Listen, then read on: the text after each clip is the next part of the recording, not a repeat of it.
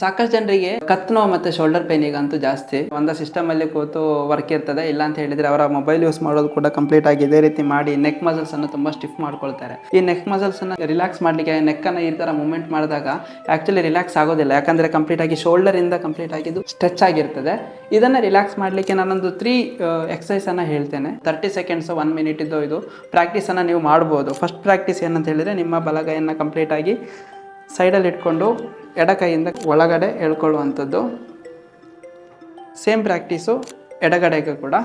ನಂತರ next practice ಇರುವಂಥದ್ದು, ಇಲ್ಲಿ ನಿಮ್ಮ ಬಲಗೈಯನ್ನು ಕಂಪ್ಲೀಟಾಗಿ ಎಡ ಭುಜದ ಮೇಲೆ ಇಟ್ಕೊಂಡು ಎಡಗಡೆಗೆ ಎಳೆಯುವಂಥದ್ದು.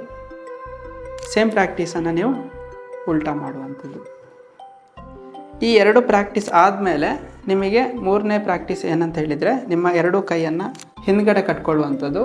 ಹಿಂದ್ಗಡೆ ಕಟ್ಕೊಂಡು ಅದನ್ನು ಹೊರಗಡೆಗೆ ತಾಗಿಸಿ ಹೊರಗಡೆಗೆ ತರಿಸಿ ನಿಮ್ಮ ಶೋಲ್ಡರನ್ನು ಹಿಂದ್ಗಡೆಗೆ, ಎದೆಯನ್ನು ಮುಂದ್ಗಡೆಗೆ, ನಂತರ ನಿಧಾನವಾಗಿ ಕೈಯನ್ನು ಕಂಪ್ಲೀಟಾಗಿ ಮೇಲ್ಗಡೆಗೆ ತೊಗೊಂಡು ಬರುವಂಥದ್ದು.